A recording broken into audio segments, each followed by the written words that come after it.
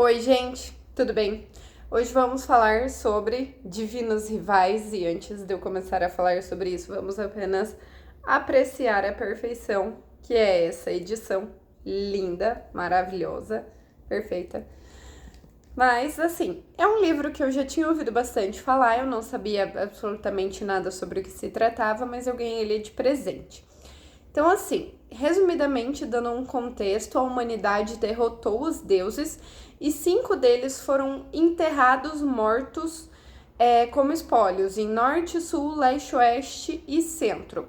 Porém, Dacre, que é um deus inferior do oeste, despertou e entrou em guerra para atrair Enva, que é a deusa do leste, da música, enfim, que começou a encantar com a música dela os jovens da região para irem para a guerra no lugar dela.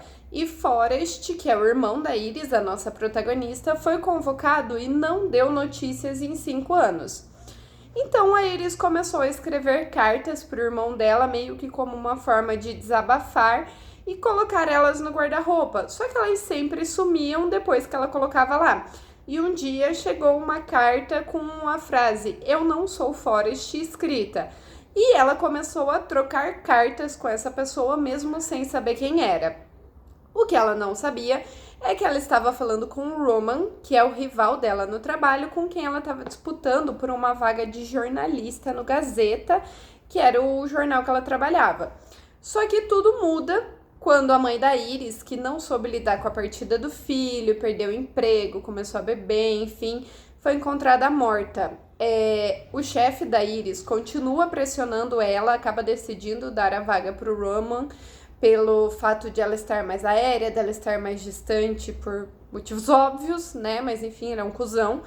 E ela decide se demitir e se tornar correspondente de guerra no jornal concorrente do que ela trabalhava, para ela poder ir para o fronte da batalha e procurar pelo Forrest, pelo irmão dela. Então ela se despede do correspondente dela, que ela não sabe que é o Roman, já que ela não continuará ali.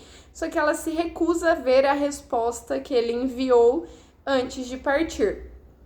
Quando ela vai procurar emprego nesse outro jornal para ser correspondente de guerra, ela descobre a história da máquina de escrever dela, que foi deixada pela avó. E ela percebe que essa máquina foi feita como presente de um pai para uma filha doente, a Louette. E ela tinha 2 amigas, então ele pediu para um feiticeiro, um ferreiro, não sei exatamente, mas um cara fazer essas 3 máquinas para que ela pudesse trocar cartas com as amigas dela. Então ela tem uma dessas cartas, dessas máquinas, perdão. A máquina da Alouette está no museu e há uma terceira máquina que era da terceira amiga, que provavelmente é a do correspondente dela, no caso é a que está com o Roman. O que significa que ela chegando na guerra, ela vai poder continuar falando com ele. Já no continente oeste, ela pede para ele o final do mito sobre Enva e Dacre, já que os monstros são reais, enfim, para ela tentar saber um pouquinho mais sobre a guerra. E lá também ela vai visitar as enfermarias, ela se oferece para escrever cartas para os feridos, que ela manda para o Roman para que ele possa postar no correio, entregar para as famílias, enfim. E conforme ele continua conversando com ela enquanto ela está lá na guerra, ele começa a repensar a própria vida, ele rompe com o pai dele e se torna correspondente de guerra no intuito de encontrar a Iris. E chegando lá, eles começam a correr juntos, só que ele não tem coragem de contar para ela com quem ela está se correspondendo, apesar de ele sempre soube que era ela, sabe? E quando ela é chamada para a linha de frente, que cada semana vai um correspondente diferente, ele acaba decidindo ir junto com ela só para que ela não fique sozinha. Já na linha de frente, eles sofrem um ataque e o Roman faz de tudo para proteger ela, acaba ficando ferido devido a isso. E quando eles voltam, ela finalmente termina de ler a última carta que ela recebeu e percebe que se trata do Roman.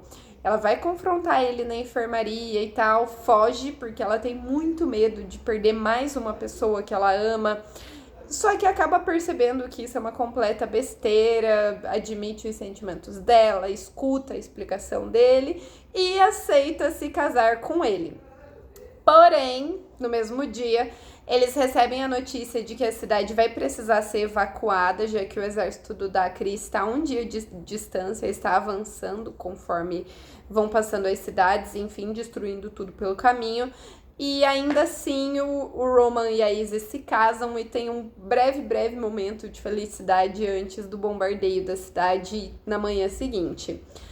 No ataque, a Iris é enganada por uma pessoa que finge ser o Roman e foge com essa pessoa, até que ela finalmente olha para trás e ela vê o Roman de verdade correndo atrás dela.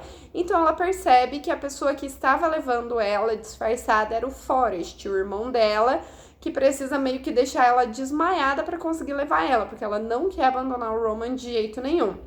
Juntos, eles voltam para a cidade deles no leste, Oate, e descobrimos que ele sofreu um ferimento mortal, só que Dakri curou ele e usou essa dívida de vida para fazer ele servir no exército obrigatoriamente. E ele só conseguiu desertar porque ele encontrou o colar da Iris no fronte da batalha, por onde ela e o Roman estavam. Ele encontrou o colar da Iris e isso meio que dá forças para ele conseguir desertar. O livro acaba com o Dakri encontrando o Roman para fazer exatamente a mesma coisa que ele fez com o Forrest. O que me deixou, assim, bem agoniada, mas ao mesmo tempo feliz, porque se o Dakri não curasse ele, ele ia morrer.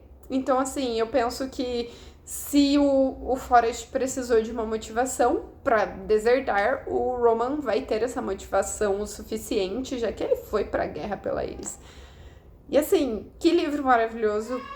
Tô muito agoniada pra ver a continuação, assim, mas que escrita apaixonante, gostosa, é um universo mágico e antigo ao mesmo tempo. É incrível, gente, vale muito a pena.